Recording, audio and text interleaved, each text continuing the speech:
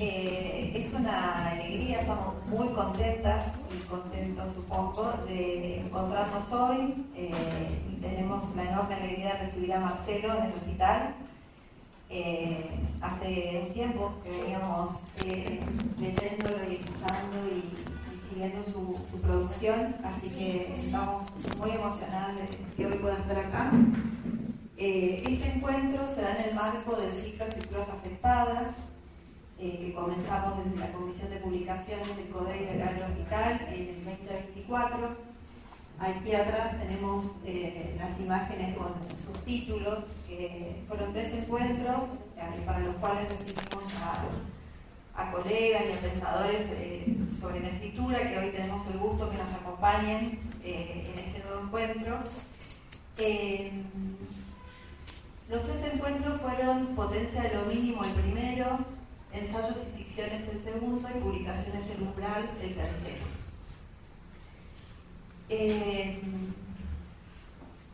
De inicio a la Comisión de Publicaciones nos guió la pregunta de cómo dar cuerpo a una escritura afectada, una pregunta convocante que nos reunió y nos reúne a pensar acerca de los modos de decir la clínica, aquellos que sostenemos, repetimos, advertimos, en qué medida y cómo se alojan allí los vaivenes de la práctica. La expresión que decantó en términos de escrituras afectadas no se jacta de calificante, sino que más bien intenta nombrar una zona de problemas, una búsqueda y una apelación. Apelación al afecto en la enunciación, a la implicación en la palabra y a la voz en la escritura.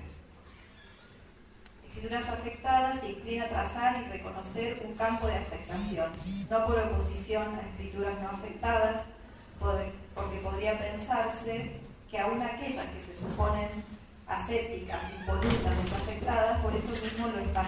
Las afectadas entonces insinúan una pregunta por la pretensión de neutralidad y abre a pensar acerca de esa pretensión.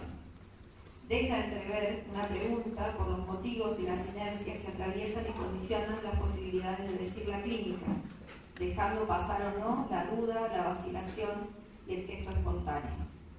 Se emparentaría aquí la escritura con el jugar como marco ficcional que es diferimiento y hace con el informe, jugar con las palabras, con su musicalidad, su tono, la materialidad, con la agilidad y con lo otro que adviene cuando la escritura se produce y la sensación es que te agarra, lo que te sale de un tirón y te tiene.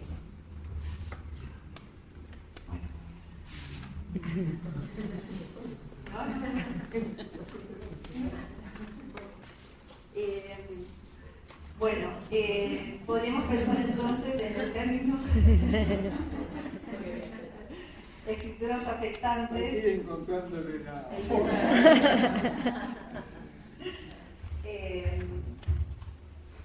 bueno, las afectaciones en la composición de lo público, podríamos decir que es un asunto que nos concierne, nos toca. Justo un día como hoy, donde va a haber marcha y movilización por los distintos vetos que están sucediendo y que nos conciernen y nos afectan también.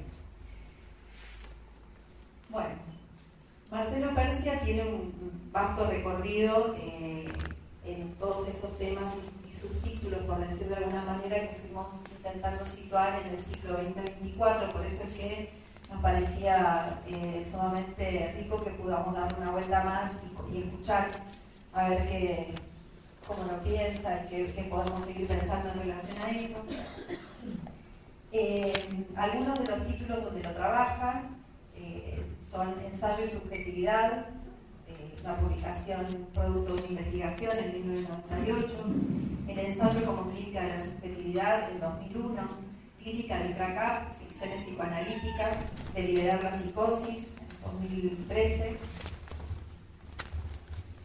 Sensibilidades en tiempos de habla del capital, por nombrar algunos. Podría seguir, hay una vasta publicación. Marcelo es psicoanalista, es autor, es ensayista, es docente universitario, profesor de la Facultad de Psicología de la Universidad de Buenos Aires. Sostiene preguntas, sobre cómo alojar demasías después de los manicomios. Fue editor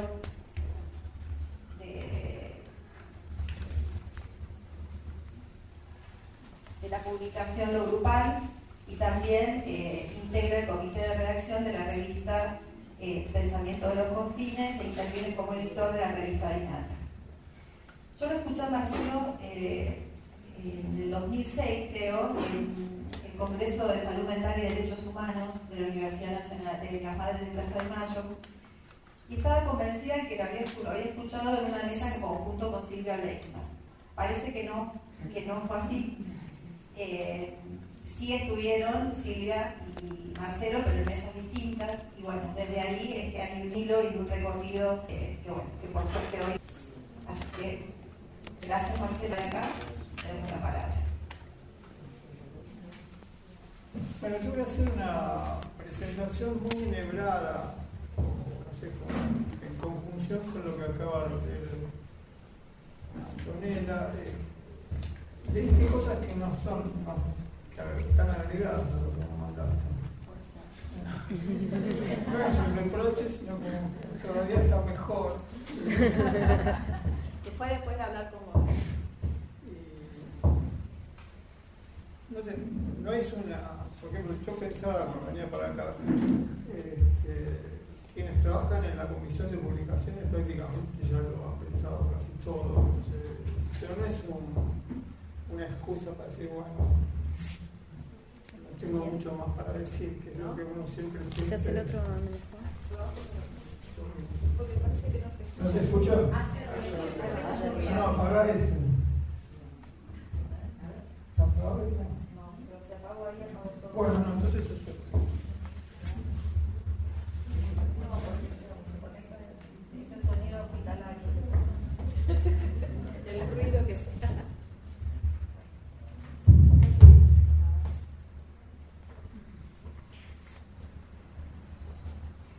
No, lo digo solo por pudor, como que bueno, ya está, la comisión viene pensando algunas cosas que están muy bien y no sé qué más, quiero decir eso.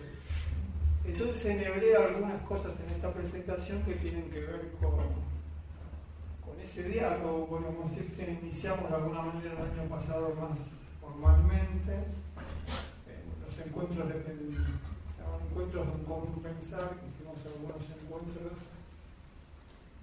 y bueno, así se inician las relaciones de pensamiento, ¿no? Encuentros en los que vamos teniendo como simpatías o reconocemos referencias que nos gustan, ¿no? Como por ejemplo la referencia a Liliana Porter, que no es una ilustración, la comisión también lo dice, no es solamente una ilustración para invitar a un conversatorio, sino es buscar una referencia que dé algo para pensar, ¿no? Bueno, el comienzo, ¿te parece?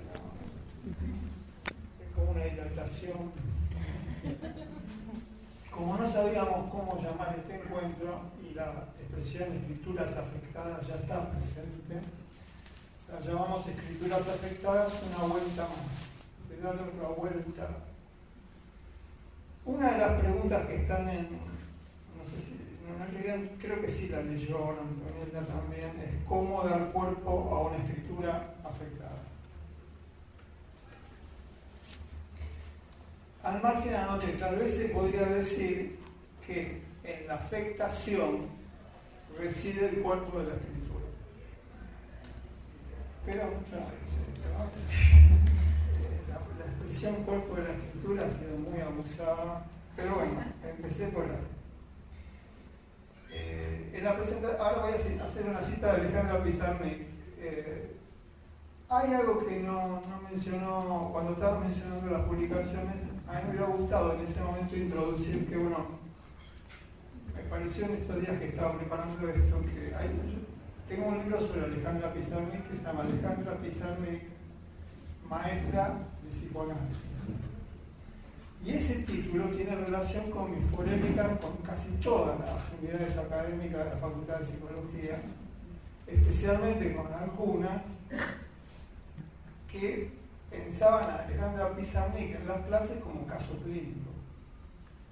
Entonces, ahí hay como un lugar dramático, ¿no?, del pensamiento en Buenos Aires al menos, y que tiene relación con cómo pensar la crítica, ¿no? Pensarla como maestra no era solamente una construcción para la polémica, era realmente un sentimiento, ¿no? Se podía aprender ahí, se aprende ahí, y bueno, esta es la introducción a la primera cita que voy a traer, que es de Alejandra Pizarnik. Es del 71, es la vida de Alejandra es muy breve, por decir así, y entre sus primeros textos y el 71 pasaron siglos, ¿no? Está en un texto que se llama El deseo de la palabra, y está dentro de un libro que se llama El infierno musical. Dice ella ahí: ojalá pudiera vivir solamente en éxtasis. Piénsenlo como fuera del yo, fuera de mis representaciones, fuera de mis pequeños dramas. Ojalá pudiera vivir solamente en éxtasis, haciendo el cuerpo del poema con mi cuerpo, rescatando. Ahí aparece la idea del cuerpo del texto, la escritura como cuerpo, ¿no? Pero van a ver que le da un giro a eso, le da como una encarnadura a Alejandra. Me permito decirle a Alejandra, qué sé yo, no para inventar una cierta familiaridad, sino primero porque no sé bien cómo se pronuncia, Pizarnik o Pizarnik. Creo que una vez hablando con una hermana me dijo que era Pizarnik, pero sus amigas dicen, algunas dicen Pizarnik, qué sé yo. Prefiero Alejandra, lo digo solo por eso. Entonces le agrega dice, haciendo del cuerpo del poema con mi cuerpo, rescatando cada frase con mis días y con mis semanas. Ahí detengo la cita, ¿no? Rescatando cada frase con mis días. Eso dice un montón. Es como que una frase es una frase, pero sin tus días, sin tus noches, sin tus semanas, sin tus heridas, sin las memorias, tal vez esas frases no dicen mucho. Y no dice nada. Dice solamente aquello que el sintagma comunica. Haciendo el cuerpo del poema con mi cuerpo, rescatando cada frase con mis días y con mis semanas, infundiéndole al poema mi soplo a medida que cada letra de cada palabra haya sido sacrificada en las ceremonias del bebé. Ahí introduce otra cosa, es decir, que las palabras hayan sido sacrificadas en la ceremonia del bebé. ¿Qué quiere decir eso? ¿Qué quiere decir el sacrificio de la palabra? ¿Qué quiere decir la ceremonia del bebé? Bueno, no vamos a decir qué quiere decir, pero pone a la vista que algo pasa con las palabras. Sacrificio es una palabra muy fuerte, muy intensa, ¿no? Hay algo que queda ahí como resonado. Son 4 citas para este primer bloquecito, ¿no?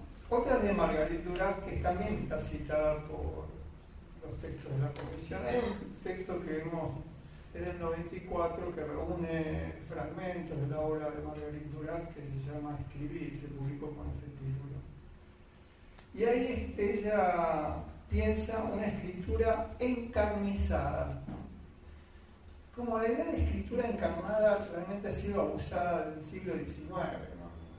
En los últimos años, me pareció que la palabra encarnizada tenía sentido también, porque tiene mucha relación con la vida de Marguerite Duras. Ella vivió mucho tiempo en Indochina, cuando era colonia francesa, no forma parte de la clase media intelectual francesa, participó de los horrores del colonialismo francés, vivió en la pobreza, qué sé yo. Y su relación con el alcohol, que fue un apaciguador durante toda su vida, una especie de anestesiante una sensibilidad, bueno, que no encontraba calma ni siquiera en la escritura. Pero es encarnizada, dice otra cosa, hay una violencia, hay un dolor, no solo un dolor, hay una violencia que condensa también las palabras. Una escritura, yo el comentario que puse como si encarnizada, me da risa, lo voy a sacar, incluso como si encarnizada, por si no alcanzara, y lo leyera rápido, cosa que no estoy haciendo, agregué, encendida del color de la sangre y la carne, por las dudas que había, encarnizada no le hubiera llegado. Y la idea de la sangre no es cualquier cosa, la carne, la sangre, ya no es el cuerpo, es la carne.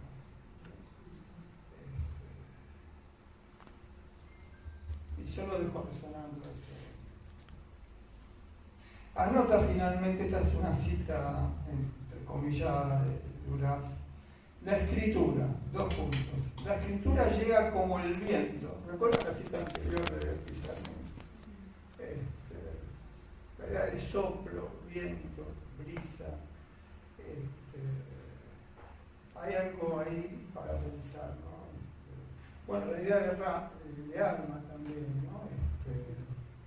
En el Génesis se evoca eso que después se llamó alma como ruach, que es una palabra en hebreo que se traduce de todas esas formas, ¿no? Viento, brisa, suspiro, aspiración, de ahí viene el psique, la psique de los griegos, la que nosotros es finalmente una creación, soplo, brisa, y ahora viento, dice, bueno, ruach también se traduce como viento, dice Margarita Duras.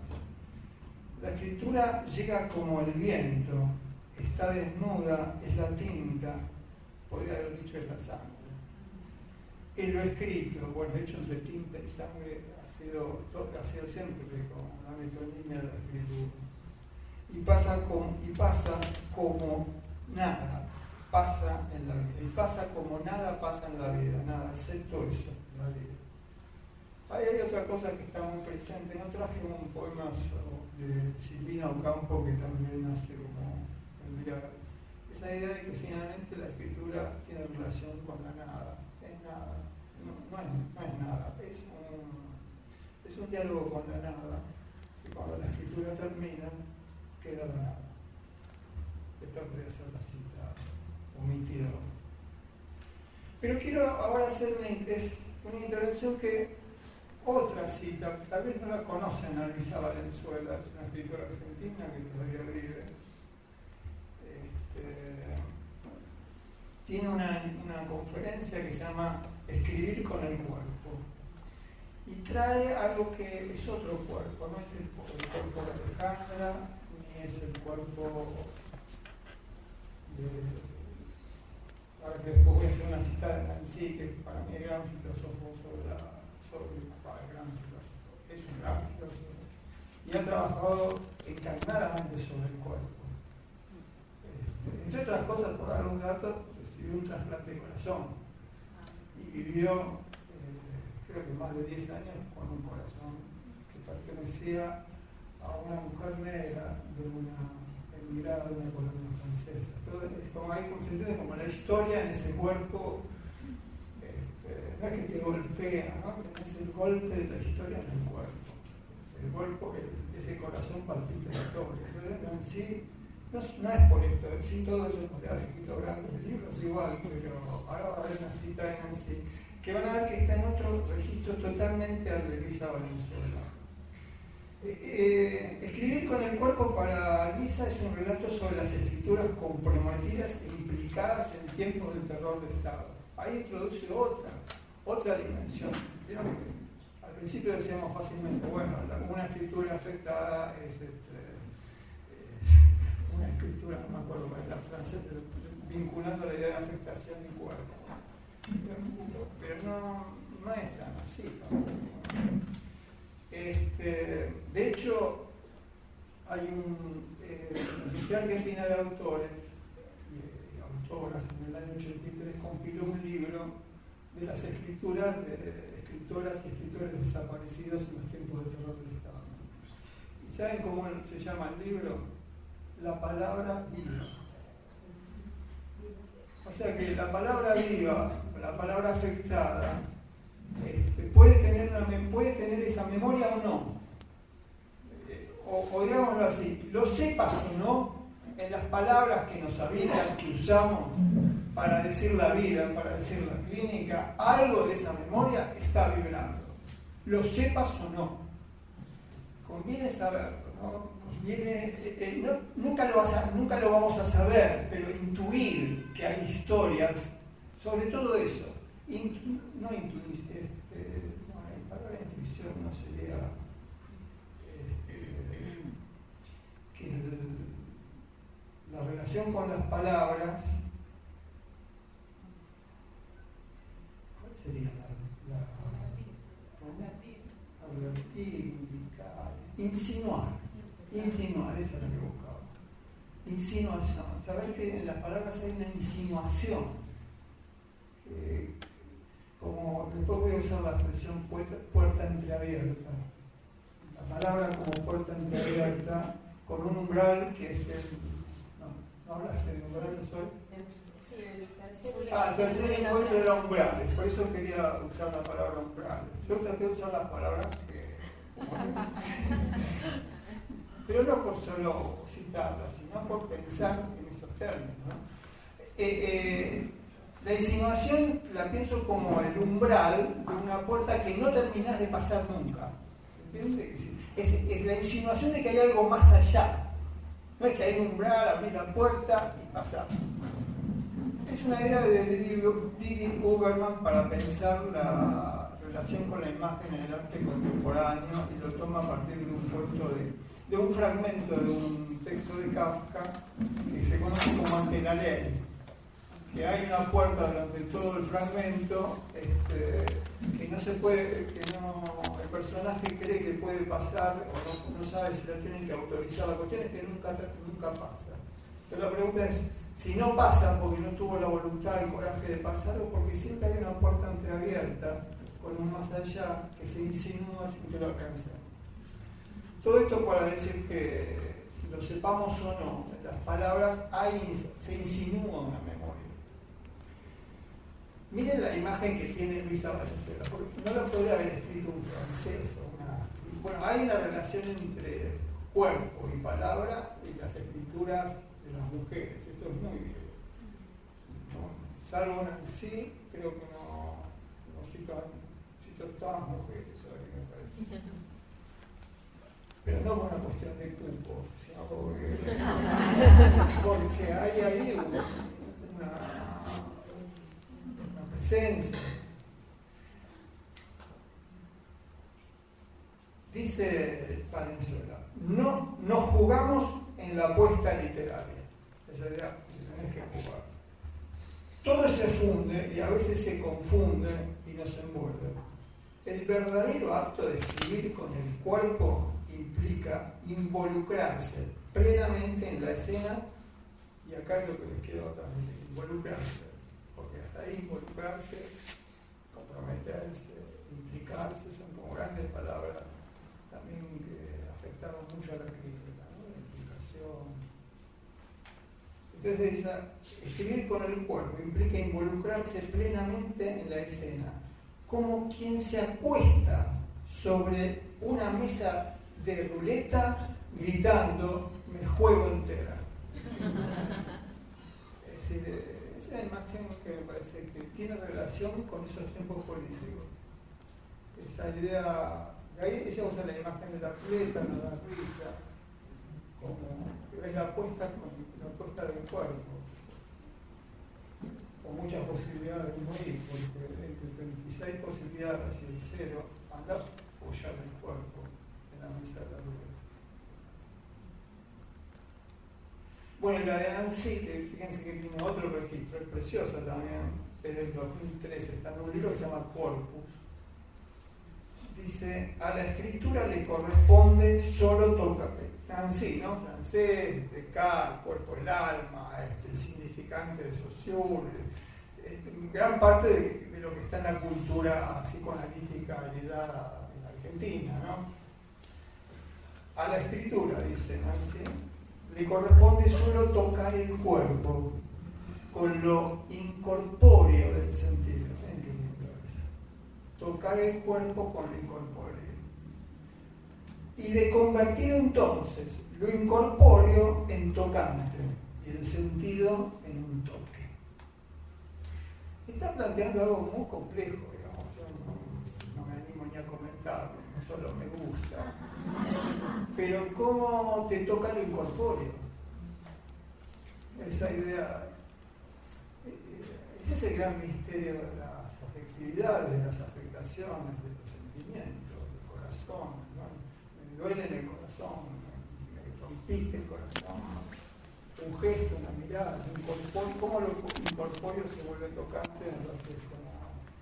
No lo podemos dejar solo como una metáfora, solamente de nuevo una puerta entreabierta que insinúa algo que no llegamos a entender, pero que nos hace pensar, y si nos hace pensar, está ocurriendo algo.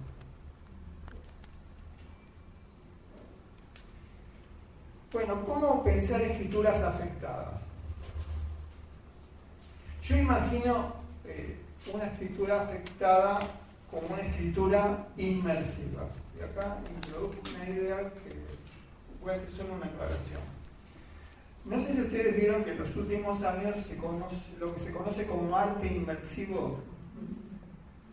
Bueno, yo no quiero tener nada que ver con eso. La palabra inmersión me gusta, ¿no? Porque no quiero nada que ver. No sé si vieron la exposición de Van Gogh que fue en el Malva, ¿no? El año pasado. La Rural. Es un arte, bueno, qué sé yo. No, toda la tradición cultural del arte después de la Segunda Guerra Mundial, después de la Primera Guerra Mundial, supuso cómo afectar a los espectadores. Es decir, que el acto de ir a un teatro. ¿Suena un teléfono? Siempre puede sonar un teléfono.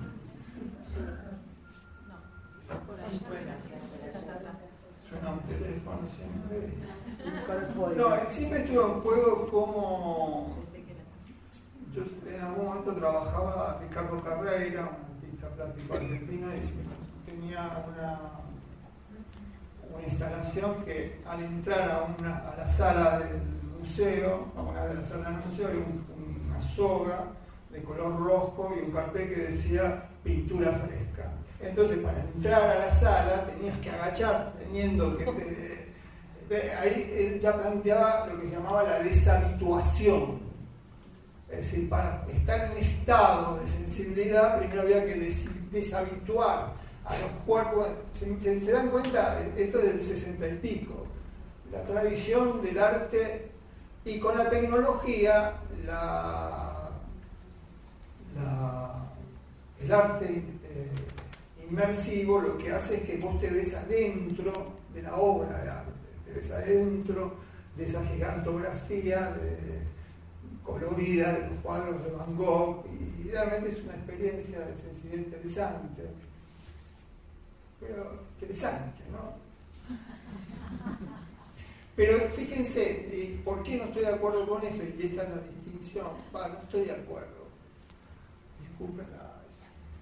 No me interesa si estoy de acuerdo o no, qué sé yo. Trato de ver si no se puede pensar como inmersión otra cosa. Esa idea no será de otra manera.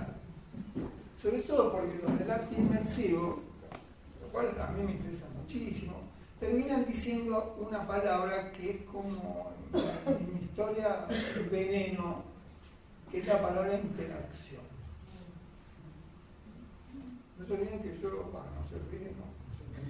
me dediqué a eso, a trabajar en un campo donde la palabra interacción explicaba todo. Entonces cada vez que escucho la palabra interacción me pasa eso, digo, no, otra vez, no sé. Entonces, ¿cómo pensar la afectación no como interacción? No es algo me afecta, no como si tuviera, ¿dónde viene? ¿No? De nuevo una forma, o qué sé yo, en un momento en el primer Lacan había una fórmula más de Husserl que era intersubjetividad. No sé si llegaban a leer esos textos, esa idea de lo inter estaba siempre presente como algo, o la idea de uno y otro, digamos, hubiera una diferencia, una distancia muy europea, con la idea del otro que nosotros utilizamos, la idea de la otredad, el otro con el petit a o el pequeño otro, son muy de la lógica francesa. Piensen que es un mundo amenazado, el mundo europeo, por esa otredad que es la que muere en el océano Mediterráneo, los inmigrantes.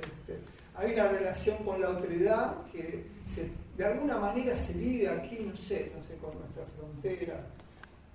Pero está todo esto para decir si se puede pensar la idea de inmersión fuera de la idea de interacción. No sé, pero es un intento. Entonces, pensar la escritura afectada como escritura inmersiva. No se trata de que algo nos impacta o nos conmueve. No solo está en juego cómo nos afecta lo que nos pasa. Estamos en lo que está pasando. Amo la idea de la afectación, pero todos la amamos por tal vez sin el pensamiento de Deleuze, la idea de afectación en Spinoza no hubiera tenido el impacto que ha tenido en nosotros, ¿no? Como ven, hay toda una memoria en esa palabra, pero estamos en lo que nos está pasando, no es que nos afecta lo que se está pasando. Bueno, es un intento de pensar, no, me sienta mejor pensarlo así. No formamos parte de un mundo e interactuamos como participantes. Yo no lo siento así. Estamos en la vida, no hay otro modo. No hay modo de no estar. Por eso yo creo que la idea de interacción es apaciguadora, porque cuando sentís que estás en la vida y que no hay modo de no estar, no hay modo de porque bueno, finalmente lo que podríamos describir en nuestras clínicas son los provisorios modos de no estar, porque es insoportable. Uno de ellos es el olvido.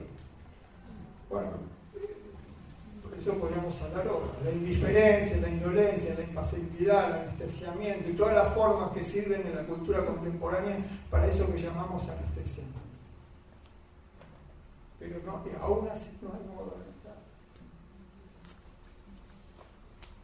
Y en cierto modo menos mal. Al mismo tiempo es la vida, ¿no?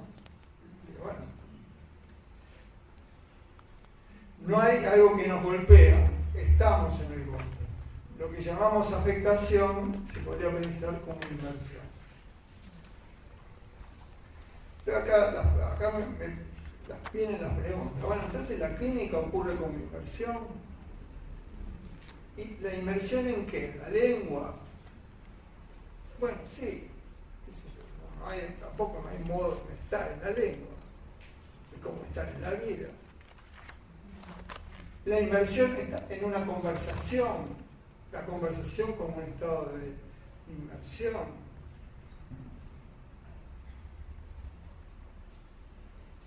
Una inmersión, sin embargo, porque en un momento pensé, si se piensa en la inmersión, entonces ese gran tema del siglo XX, que era la singularidad, lo propio, lo de cada cual, lo único, entonces ¿cómo quedaba? ¿Dónde? Inmediatamente, ¿viste? Decir, bueno, se te viene el mundo abajo, ¿no? Y yo, bueno, yo que una inmersión, sin embargo, sin fusión y sin unificación. Puede haber una inmersión sin fusión, una inmersión en que la vida acontezca a la vez como un suspiro en un tiempo único.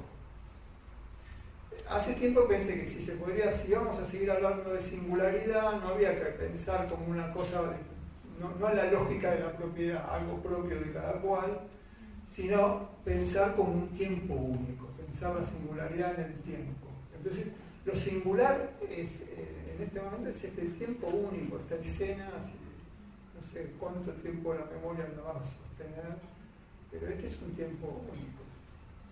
Cada vez que hay un tiempo único, si es único el tiempo, entonces al ser único es el tiempo mismo, la pregunta que tenés que hacer, no sé nada, ¿no? Pero es, si yo pudiera elegir, sabiendo que este tiempo es único, irrepetible, ¿elegiría estar en este momento acá? Es la gran pregunta de la transferencia también. La transferencia, más allá de todas las cosas que se vienen diciendo, para mí tiene relación con esto. Elegir estar ahí en ese momento único. Desear estar ahí. Eso es casi todo. Bueno, después hay una relación entre los peces y el agua que por ahí les aburro. No la voy a leer. Sí, porque la idea es como pez en el agua. Y el pez sabe que está en el agua. Existe esa agua pez agua, ¿no? Solamente tal vez en el momento en que salido del agua, en esa bocanada de asfixia, tal vez percibe que hay algo que falta.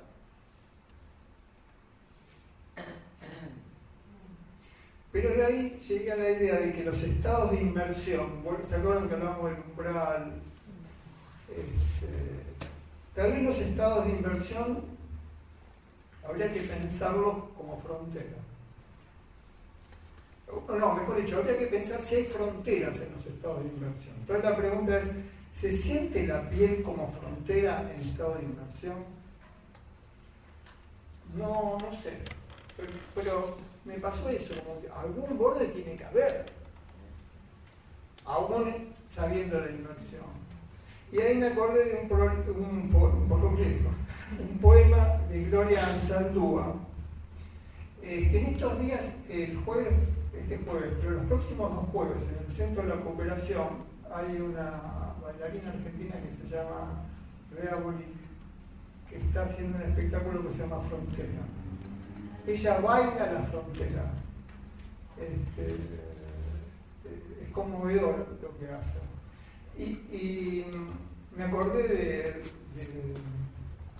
Bea porque ella cita un poema de Gloria Anzaldúa, una escritora chicana, o sea, que vive en el borde entre México y Estados Unidos, y habla una lengua que es esa lengua que no es ni castellano ni inglés, pero además es una lengua del dolor, una lengua de la exclusión, una lengua de las mujeres negras, mexicanas, mestizas, es una lengua en estado de insurrección.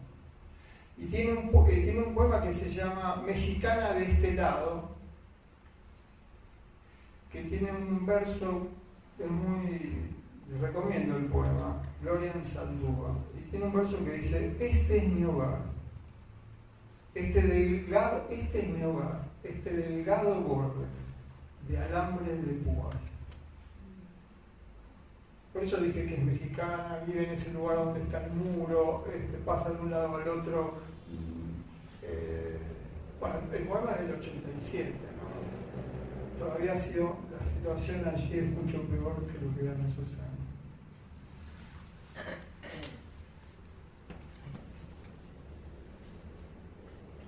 Estoy como lo del tema de la inversión, ¿se acuerdan? Aunque ya me he seguido, yo mismo me olvido eso de qué estamos hablando. Porque después de bailar o vivir en ese borde, vivir en ese alambre de púas, y ustedes hicieron así mucho con la... Teníamos que decir, bueno, buenas tardes, nos vemos otro día, ¿no? A mí me cuesta seguir hablando. Otra cita de Sarney, del 64. Y dice, no soy yo la hablante. Es como el inicio del psicoanálisis esta frase. No se olviden que Pizarnik escribe estos tiempos y dice, yo también la llamé la primera analizante en castellano. No porque sea, no sé si hubo otras antes que ella, pero fue en los primeros años de la psicoanálisis en Argentina, pero es la primera analizante en castellano porque tiene un diario de su análisis. Y hay muy pocos diarios de un psicoanálisis en esa época, y menos de mujeres en esos años. Entonces, es un acontecimiento el diario de Alejandra Pizarnik. Es un diario corregido, pensado para la publicación. No es el diario íntimo de una muchachita, es el diario de una escritora. No tengo nada contra las muchachitas que vuelcan su corazón por las noches y va a guardar el diario bajo la almohada. Pero no ese es el estereotipo de Pizarnik, ¿no? Esto, sin embargo, no es del diario, me parece. No es del diario. Dice, no soy yo la hablante. Es el viento que me hace aletear para que yo crea que estos cánticos del azar que se formulan por obra del movimiento son palabras venidas de mí. No, ahí dice todo. Por eso yo decía, es maestra. Creo que esa idea está es una idea muy habitada por quienes estamos acá, ¿no? Hay otra cita de Antonio Di Benedetto, que es el autor de Sama, que es una novela dedicada a las víctimas de la espera. Y escribió: las palabras no se nos ocurren, sino que las palabras nos ocurren. Está con esa idea de la inmersión. Toman posesión de lo que estamos diciendo sin consultar. Por ejemplo, en relación a la inmersión, sobre cómo escribir la inmersión, no se trata de incluir, este es un gran debate, pero muy argentino. Hubo un debate, el debate sobre la relación entre lo político y lo social es muy argentino. Político, lo social, el psicoanálisis, me olvidé de decir eso. Es muy argentino, porque antes de Deleuze y Guattari, las rupturas de la asociación psicoanalítica en Argentina eran eso. El debate de cómo pensar el psicoanálisis y el marxismo, el psicoanálisis y la política, y el psicoanálisis y la social. Bueno, los dos grandes pensadores en esos años fueron Leonardo Sisner y Juan Carlos de Brasi. Pero hay muchos más. Bueno, Héctor Murena, todavía más anterior, que es el primer traductor de los libros de la Escuela de Frankfurt, de Horkheimer y Adorno. No se trata de incluir el hecho social, de nuevo, ¿no? Incluir el hecho social, ni ideologizar consultorios, que es una cosa que denunciaba a Lush cuando estuvo en Argentina, que le parecía que los consultorios en Argentina estaban muy ideologizados. Y escribió un libro que se llama Eticidad, ¿no? ¿Tiene la palabra ética? ¿Alguien lo busca? Lush, ética, eticidad, cuestionando una situación, bueno, no voy a hablar de eso, lo buscan. Él dijo eso, ¿no? De ideologizar los consultorios.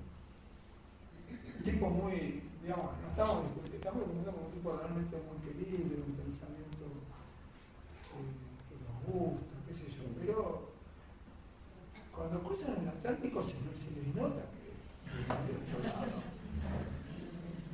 Pero lo digo con todo respeto, digo, sobre todo porque no se advierte en la repetición constante que hacemos de esos pensamientos sin volverlos a hacer algo distinto que repetirlo, no sé qué se puede. No se trata de incluir ni de ideologizar, sino de advertir que la vida acontece, se la sepa o no, como una inmersión política. Lo sepas o no, eso no es importante. Hay un estado de inmersión política. La etificación del psicoanálisis. La etificación del psicoanálisis. Etificación es porque él dice que es una palabra rarísima, pero él está pensando que en realidad está pensando en un trabajo de una psicoanalista brasileña pero dice que en América Latina hay un exceso de posicionarse en la ética del psicoanálisis. Como que nos fuimos de mambo con la ética del psicoanálisis.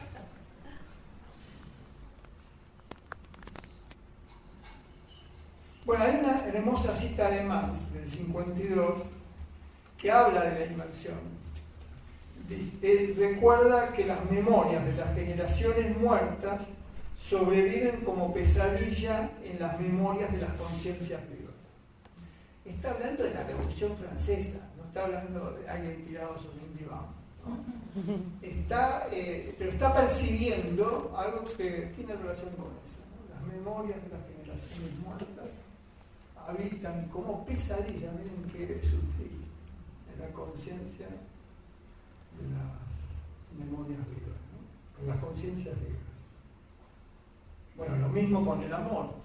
Es decir, también el amor, sus formas de disfrute o padecimiento, es un estado inmersivo en la educación sentimental de una época. Es muy difícil pensar sin la educación sentimental de una época. Esta época tiene a su vez algo que no tuvo ninguna otra. Tiene fragmentaciones especializadas algorítmicamente para distintas educaciones sentimentales. Pero finalmente, sí, en alguna estamos inmersos. Bueno, vuelvo al tema de la escritura afectada. En esto coincide con algo que leíste hoy que no me había mandado. Pero bueno, estamos en eso. Se suele decir que alguien tiene, ¿vieron? Escritura afectada, pero la palabra afectada ya está usada en nuestra cotidiana. Se suele decir que alguien tiene una forma de hablar afectada. ¿Escucharon esa expresión? Sí. O que habla con afectación. ¿Cuándo se usa esta expresión? Cuando asume un modo de expresión artificial, estudiado, fingido, pretencioso, recargado de modismos, entonaciones, frases que imitan formas cultas y consagradas. Si ustedes quieren, no quise ser muy directo, no quiero entrar, pero si ustedes quieren, ¿eso a qué se parece? ¿Cuál es el habla afectada del psicoanálisis en Argentina? La más linda, ¿no? Porque ahí, ¿cuál es? Bueno. ¿Acaso se puede distinguir escrituras afectadas que cuentan su imposibilidad? Esta es clave, ¿no? Escrituras afectadas, que serían las que nosotros queremos estar, la de los buenos. Escrituras afectadas, uno quiere estar al lado del bien, finalmente, ¿no? Quiere pensar bien, y bueno. ¿Acaso se puedan distinguir escrituras afectadas que cuentan su imposibilidad de otras escrituras afectadas que vamos a llamar impostadas, que imitan o reproducen, lo que es peor, en forma arrogante, lo que creen prestigioso?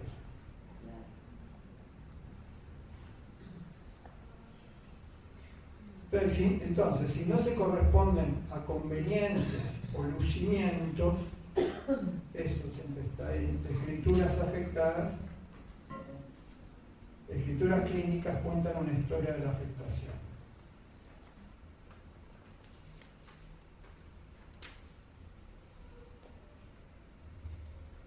Esto a ver si no es como tomó otra adivinanza, porque siempre se está discutiendo con alguien. Eso es lo mejor y lo peor de un pensamiento, porque por ahí es una polémica inútil, ya pasa, ya el adversario no existe más y uno sigue peleando con fantasmas. Pero bueno, ¿acaso escrituras afectadas transportan una reacción ante escrituras que aburren, desmotivan o tienen pretensiones de difíciles o se las dan de autoridad? Cualquier fanatismo es empobrecedor, ¿no? Diga, soy estudié tal cosa, estudié tal otra. Es como que cierra el mundo, cierra el umbral, cierra la puerta entreabierta. Es muy difícil saber qué hacer con eso. Porque además hay pensamientos que nos conmueven, que nos han sostenido. Otra línea, tal vez escrituras afectadas expresan una gratitud. La afectación es una gratitud, como esa dedicatoria que hizo Winnicott al libro Realidad y Juego. ¿Se acuerdan la dedicatoria? A mis pacientes que pagaron por enseñarnos. Entonces ahí hay, bueno, el caso de Winnicott, bueno, no vamos a hablar de la realidad del juego y la historia de la realidad del juego, ¿no? Tal vez escrituras afectadas es un acto de gratitud. Tal vez escribimos por gratitud. A algún lado se siente esa gratitud de tantas horas de la clínica, de tantas horas de esa conversación, de tantas horas tratando de pensar. No dejemos afuera la idea de gratitud. ¿Cómo estamos de tiempo? Porque tenemos muchas cosas para decir.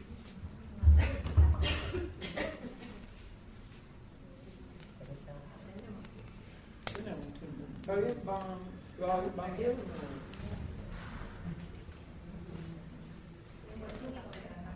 Estamos convocados. ¿Cómo? Sí, aquí es único y mientras nos estamos convocados seguimos acá. Pero no queremos estar en otro lado. A veces tenés que estar en otro lado.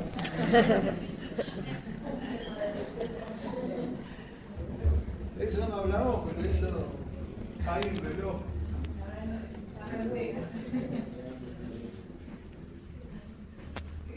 Yo tenía anotada hace muchos años, nunca había tenido la ocasión para usar esta cita, sobre todo porque Jung es un personaje poco querible en la Argentina. En Buenos Aires es horrible. Yo no pude leer nunca a Jung, y más cuando se habla del inconsciente colectivo, es una volvía loco. Pero bueno, en la correspondencia Freud-Jung, Freud le dice a Jung algo que es una carta que está en el primer tomo publicado, debe ser en 1906, primer tomo desde 1906 a 1909. Después la relación empezó a ser más compleja. Entonces Freud escribe, qué embrollo cuando tratamos de describir un análisis. Porque Jung le está diciendo en una carta anterior, no es uno de los revisores, pero creo que era así, le está diciendo que el problema del psicoanálisis es que no tiene tanta casuística clínica. Quería acumular muchos casos clínicos. Entonces Freud, en esos días, en ese medio de esa correspondencia, un día le dice, qué embrollo cuando tratamos de describir un análisis. Qué pena da tener, sigue Freud, qué pena da tener que presentar, fragmentos de ese gran trabajo artístico. Y lo dice con la... Ahí paré porque lo quiero querer más a Freud, pero él termina diciendo ese trabajo artístico que la naturaleza creó en la esfera psíquica. Claro, porque no es la naturaleza, y tampoco es la esfera psíquica, bueno, estamos hablando más de 120 años después, ¿no? Pero hasta ahí era maravillosa. Esta tarea podía haber sido dicha por... De ahí se podía pensar que una clínica afectada es una clínica enmarañada. Tal vez escribir la clínica tenga que pensarse como relato de un enredo, una confusión, un revoltijo, quizás como aprieto, trance, peligro de no saber cómo. ¿Dónde hay? Ahí tengo una pregunta que se hace la comisión. ¿Dónde hay espacios para las errancias de pensar? Para contar una situación enmarañada, un revoltijo.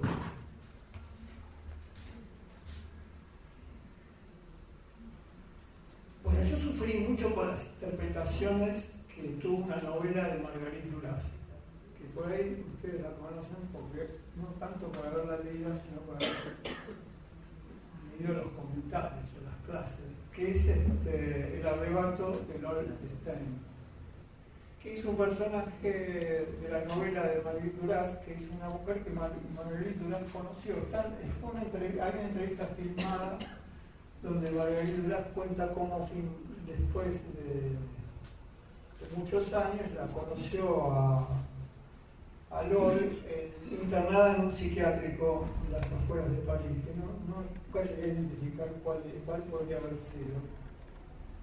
Y Marguerite va no lo dice explícitamente, pero va para hacer un retiro para ver si puede hacer algo con el alcohol.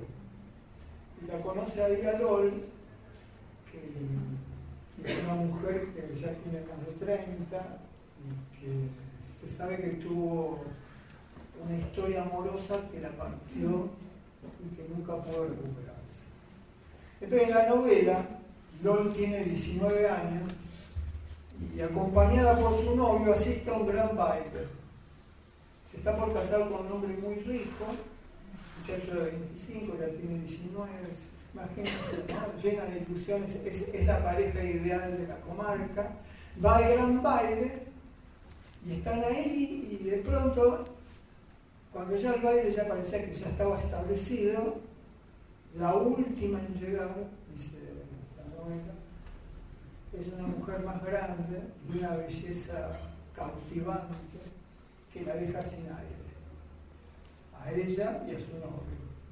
En el transcurso de la noche, el novio va a bailar con esa mujer hermosa y Lol se queda ahí, agarrada de la mano de su amiga, viendo esa escena que la fascina.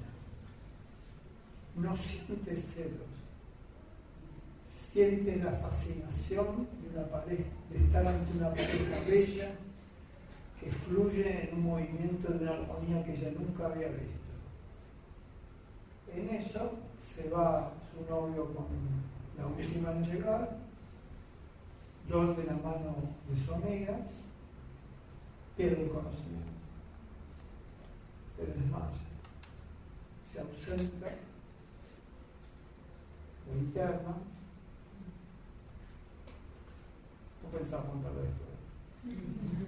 10 años después vuelve con otro marido, tiene 2 hijas, viene a comprar una casa para instalarse en ese pueblo, y ahí un poco empieza el relato de la novela, lo que reconstruye Marguerite Duras. Hay un narrador, bueno, no voy a contar mucho, pero hay un narrador que, es decir, no cuenta Marguerite Duras en primera persona lo que ella cree que le pasó a Lol, sino hay un narrador que quiere averiguar qué le pasó. Y Marguerite Duras tiene respecto a eso, es como, si tienen algo muy parecido a lo que hacemos nosotros, quiere averiguar lo que pasó, y Marguerite Duras tiene una relación de ambigüedad con ese personaje. Por momentos le da risa que quiera entender todo, eso me gusta. Y entonces, pero las cosas que el personaje trata de reconstruir de lo que le pasó a Lol son muy interesantes.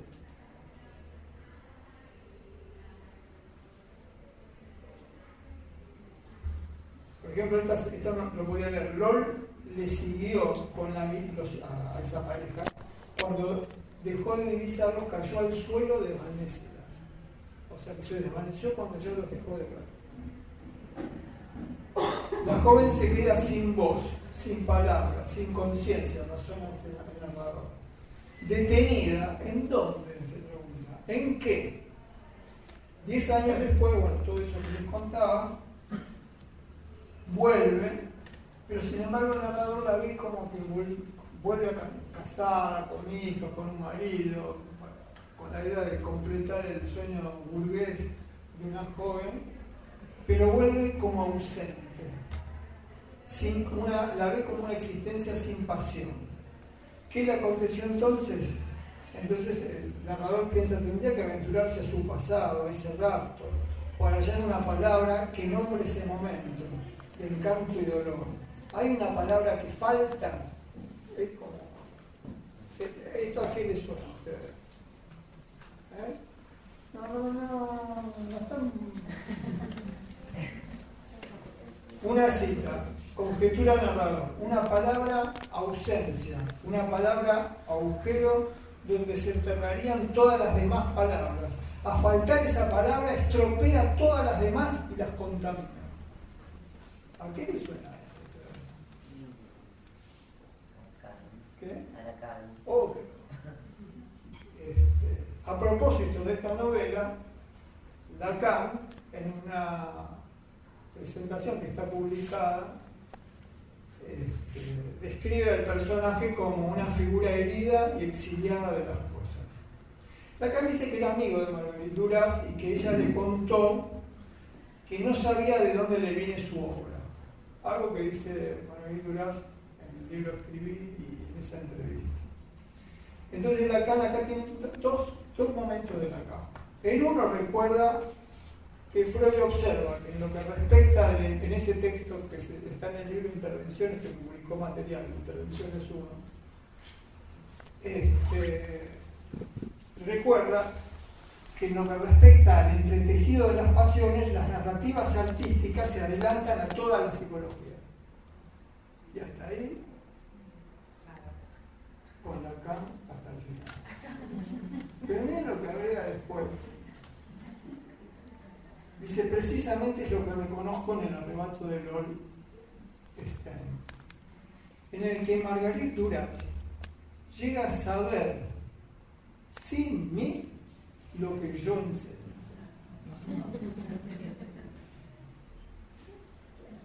No la asume como que ella le enseña, ¿entiendes? Es como que finalmente no se la banca.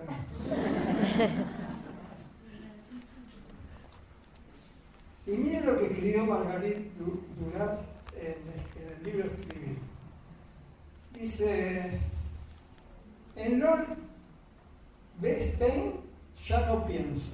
Nadie puede conocer a Lord Stein. Y hasta lo que Lacan dijo al respecto, nunca lo comprendí por completo. Lacan me dejó estupefacta. Y su frase, no debe saber lo que ha escrito, porque se perdería y significaría la catástrofe para usted. Para mí esa frase se convirtió en una especie de identidad de lucha. Mi derecho a decir, absolutamente, un derecho absolutamente ignorado en las mujeres. Qué debate ese, ¿no? Por eso a mí me parece que la idea de, vuelvo a pensar a Pizarnik como caso clínico no fue casualidad de un titular con un ataque de soberbia, sino que es una consecuencia de algo que no se entiende, ¿no? Cómo acercarse al saber desde otro lugar. De hecho, la dedicatoria de Winnicott está relacionada a eso, ¿no?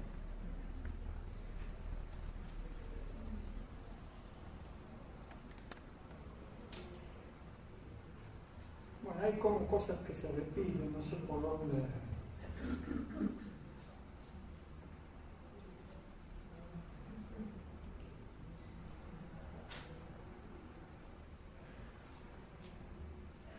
Bueno, salto algunas cosas. ¿Y ahora qué hora es?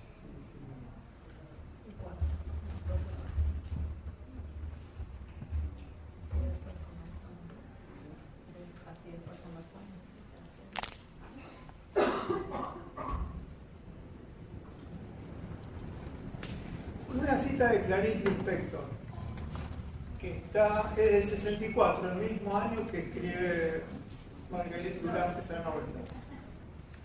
La pasión según GH. Y miren lo que dice ahí. Voy a crear lo que me aconteció. Voy a crear lo que me aconteció. solo porque vivir no es narrable. Por eso, acá hay un gran tema que hizo los Saltier. Una clínica afectada que que vuelve su tema la vida íntima, tiene un problema enorme ahí. O sea, la vida íntima de quien se analiza, de quien está en lugar analista. Y dice más adelante, no, en un párrafo casi siguiente, Clarice Lispector, será preciso coraje para hacer lo que voy a hacer, decir, y arriesgarme a la enorme sorpresa que sentiré con la pobreza de la cosa dicha. Tiene una posición muy diferente a Luisa Valenzuela, ¿no? El coraje es para decir acá, no es para desafiar los poderes.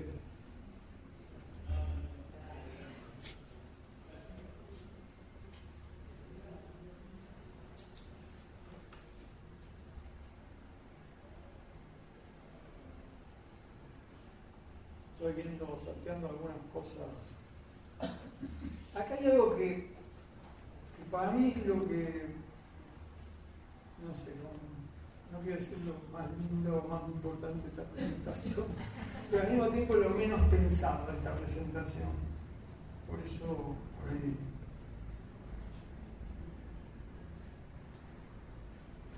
Tiene relación con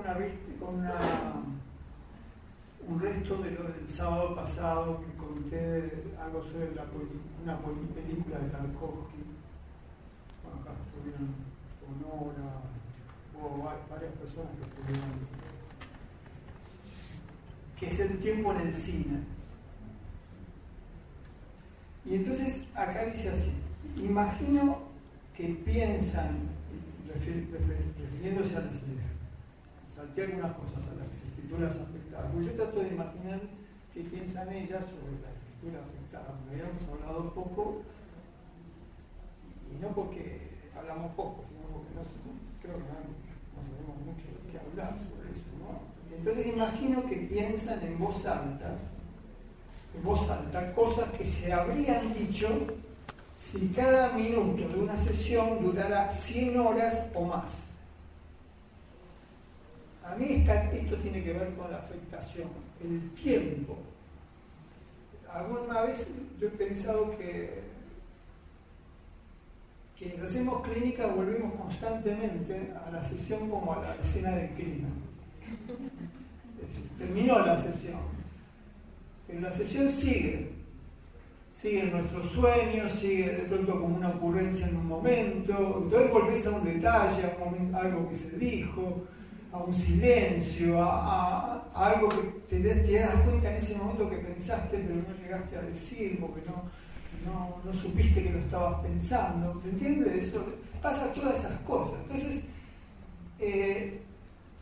¿cómo sería?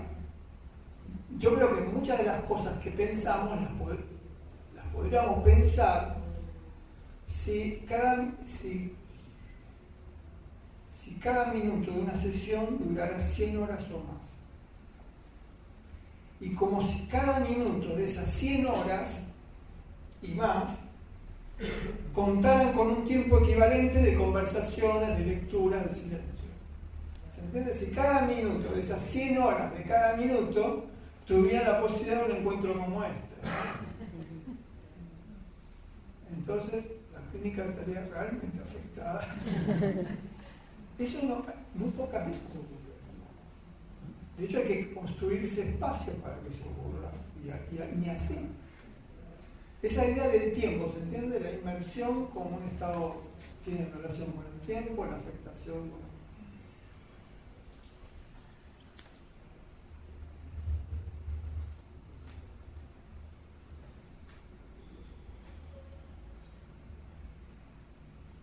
Acá hay una frase,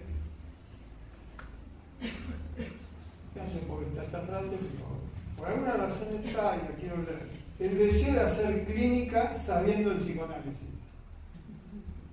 pero sin dejar de saber lo que el psicoanálisis ignora. Está como, para mí, mi aforismo contenedor. Porque realmente durante muchos años el lugar en la universidad fue tratar de saber lo que el psicoanálisis ignoraba. Y eso nos ponía en peligro de estar afuera del psicoanálisis, pero era como estar en el exilio, ser miserable, ser ignorante. Se sufrió mucho en una universidad que no podía pensar lo que el psicoanálisis ignoraba. Pero eso es la política.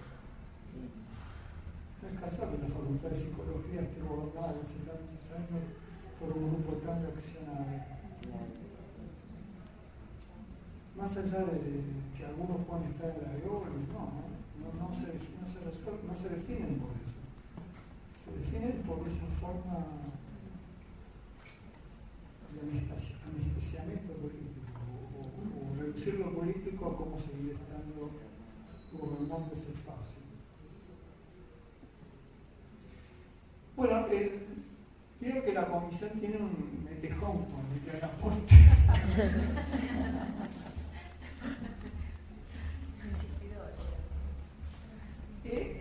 En la serie de Liliana Porte hay una serie que se llama Trabajos Forzados. Y ahí son todas instalaciones donde hay algo recurrente. Un personaje diminuto, pequeño, de menos de 5 centímetros, tiene una tarea inmensa, infinita, irrealizable.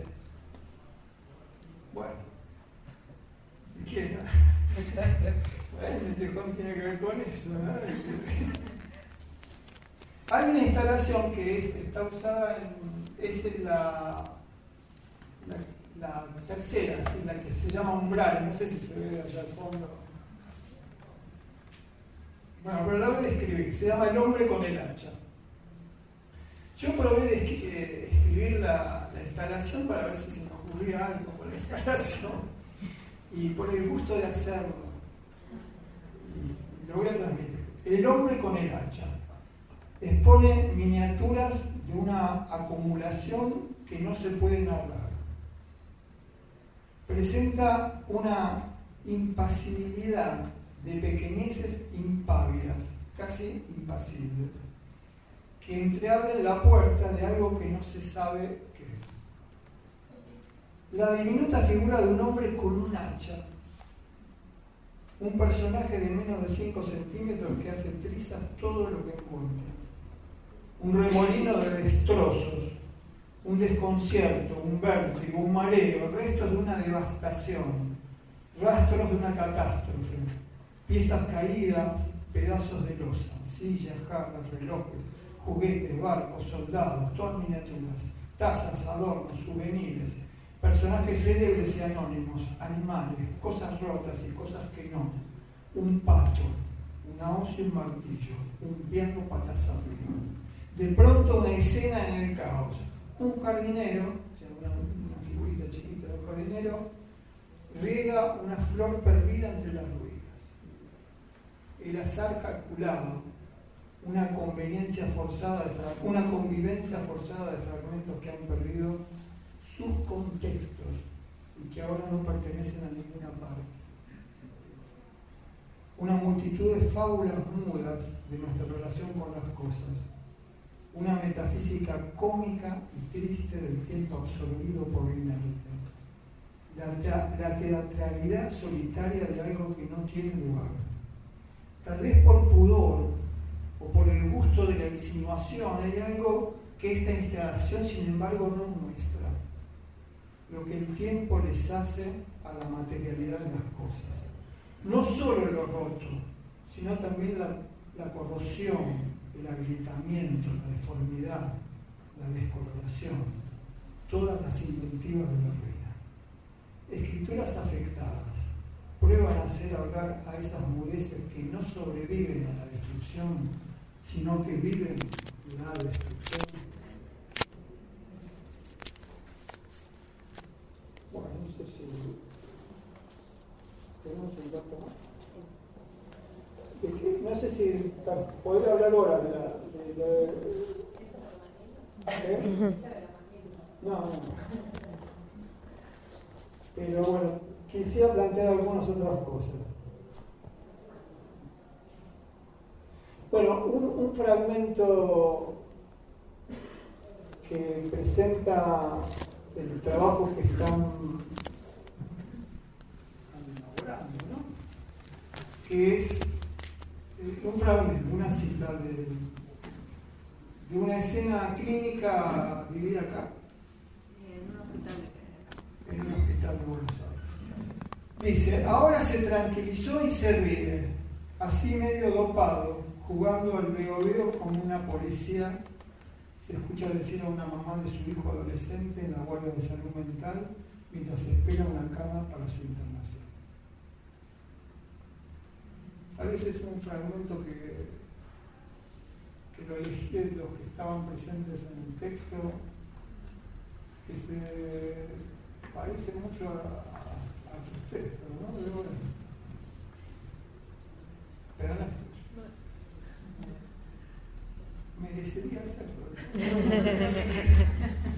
de hecho, Débora estuvo presente el año pasado en uno de los encuentros y hay transmisión, me parece. No, pero está muy bien, eso es la otra.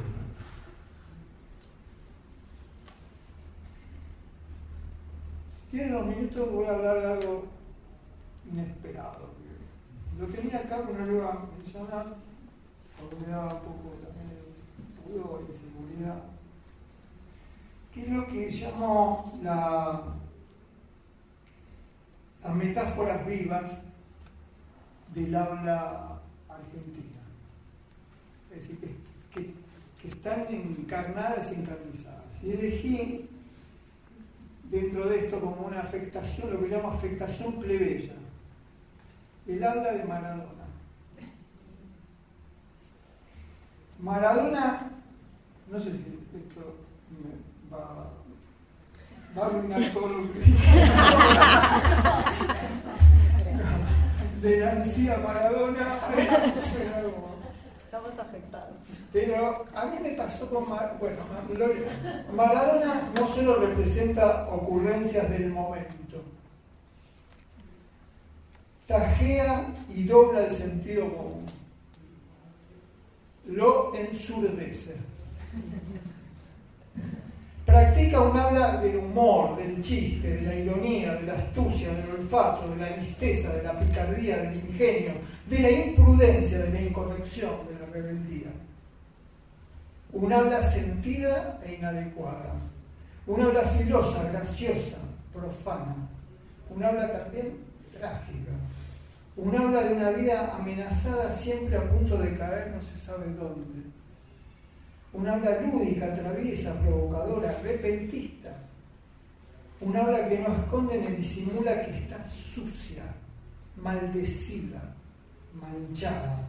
Un habla plebeya que denuncia a su manera hipocresías y correcciones de una cultura que ya no dice nada. Una lengua disidente y al mismo tiempo sensual. No se trata solo de una figura habilidosa con las gambetas, sino también de una sensibilidad esquiva que elude obstáculos del sentido común. Una figura que aprendió a jugar en el baldío, en el potrero, en el barrio de la lengua. Una intervención de Maradona, que está en un programa de televisión con un jugador que sería como el lacanismo del fútbol argentino, que se llamaba San Filipo. Lástima no se le tiene a nadie, maestro, le dice a San Filipo. Pelealo, tenele bronca, pero lástima a nadie. Intervención que sabe la humillación que habitan todas las formas de compasivas del poder. Otras de Diego, me cortaron las piernas. Más falso que dólar celeste. Tomarle la leche al gato. Me siento más solo que Kung Fu. La pelota no se mancha. Nací en un barrio privado de agua, de luz, de teléfono. Ese fuma bajo el agua. Es capaz de meterle un supositorio a una liebre. Y se le escapó la tortuga. Que es una frase... En el 93, en la época de Menem, vino el embajador de Estados Unidos, le invitaron a Córdoba y fue con su familia y su hijo que tenía la tortuga Esquipe.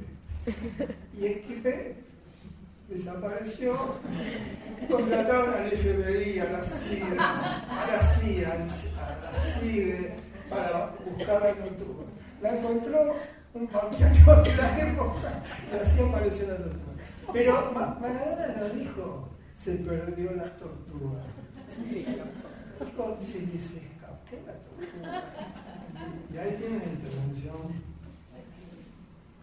Bueno, y si quieren una más de plebeyismo post-psicoanalítico en Argentina.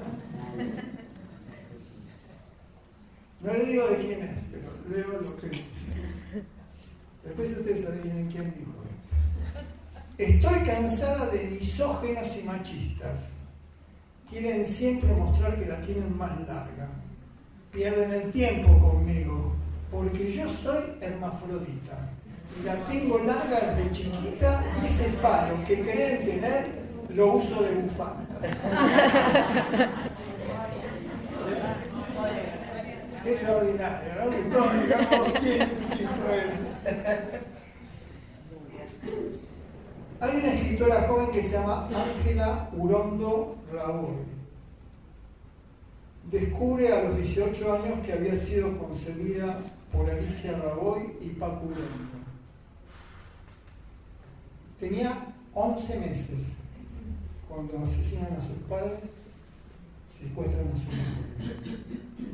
Su libro tiene por título una pregunta que dice todo. ¿Quién te crees que sos? Ángela desaprende palabras para aprender la lengua del dolor que hablaban sus padres. Tiene un poema que se llama Caer no es caer. Dice así, y voy a leer esto porque lo que yo mi planteo es que Ángela intenta armar una filología política de los tiempos que no vivió. Y yo creo que nosotros tenemos que armar una filología clínica de los tiempos que estamos habitando. Y entonces ahí quiero mostrar cuál es el problema del uso de las palabras que usamos o las que podríamos usar. Ángela desaprende palabras para aprender las lenguas del dolor que hablaban su madre y su padre. El poema se llama Caer no es caer. Y dice así. Por ahí algunas palabras no se entienden, pero alcanza con que insinúen algo. Está hablando de la lengua que habitaban sus padres, los que desaparecieron en tiempo del terror de Estado. Entonces dice, caer no es caer. Chupar no es chupar. Cita no es cita. Dar no es dar. Soplar no es soplar.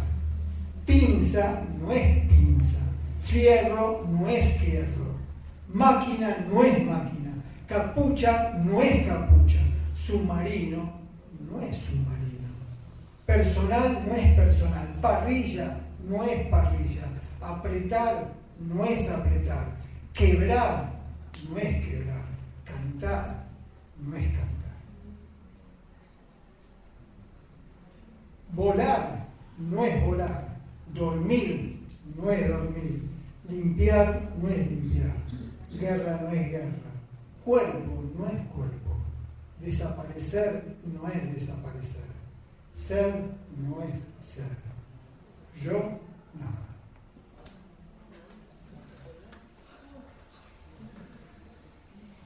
Como ven, hace falta algo más que nombrar para rodear lo indecible. Las palabras tienen memoria, si no, casi no dicen nada. ¿Cómo seguir llamando parrilla a la rejilla de hierro que se emplea para hacer algo en el fuego, sabiendo que se nombra como parrilla el catre de metal sobre el que se ata una vida desnuda para torturarla con descargas eléctricas?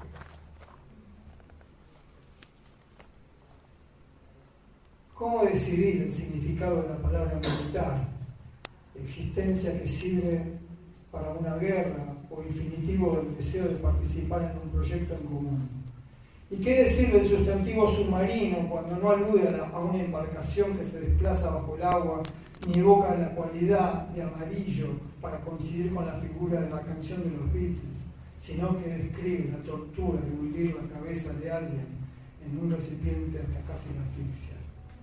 ¿De qué manera volver a pronunciar el vocablo apretar que aquellas juventudes empleaban para describir el momento de los bailes y las eróticas encendidas en los cuerpos cuando pasó a significar prisiones, amenazas, intimidaciones, extorsiones? Hablar una lengua no se reduce a comunicar la indiferente practicidad de las cosas. Hablar una lengua supone una inmersión en lo indecible de los nombres, en las pesadillas de los vocablos, en el sonido llagado de los afectos. Bueno, yo ahí estoy pensando, como le decía, una filología clínica que tenga la potencia de esa filología política que intenta en ese poema Ángela. Que no tuvo la pretensión de armar una filología política. Necesitó hacer algo con esas palabras que habitaban su memoria. Voy a decir una estupidez, pero ¿cuál es la memoria que habita en la población que se atiende en el centro? ¿Cuáles son las palabras? ¿Qué memorias tienen las palabras con las que expresan o callan? Porque también, ¿qué memoria tiene ese silencio? Un ejemplo, sigo un poco más, quiero eso, podemos leer un poco de acá, ¿no? Un cachito más, seguimos.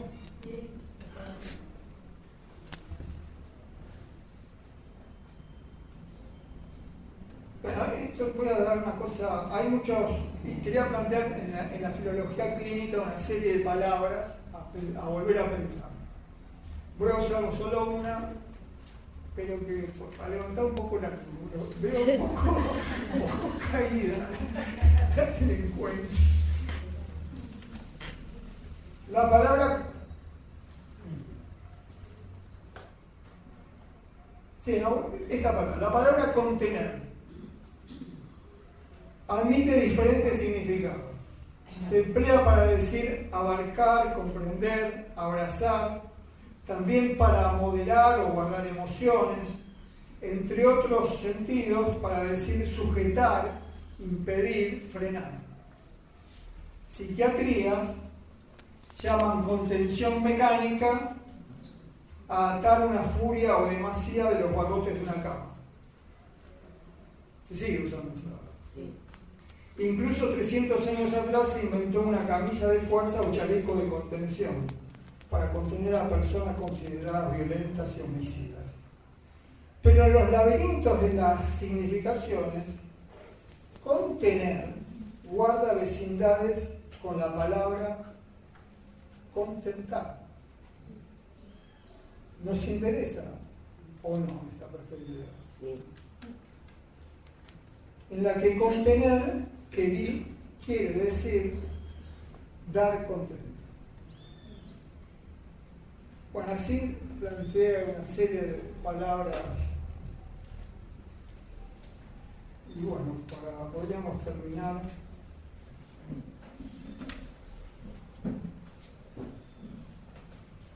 Bueno, tengo que decir esto en relación a la filología clínica. La filología clínica está pensada como atender en palabras convalecientes.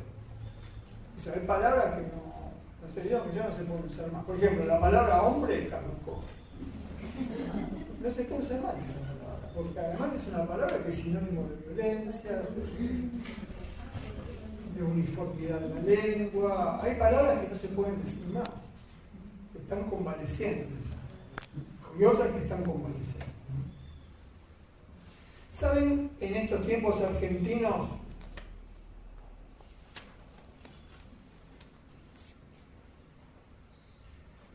que juventudes de estos tiempos emplean solo unas 200 palabras de las casi 100.000 que se calculan en la lengua castellana?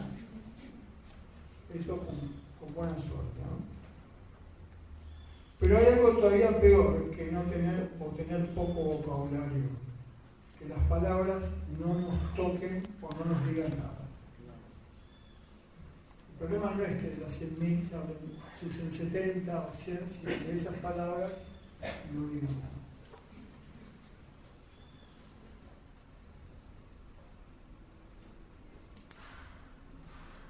termino con esto. Se puso, y esto es contra las modas, y hay un libro de Lucien Depré que se llama Habitar como un pájaro, modo de hacer y pensar territorio.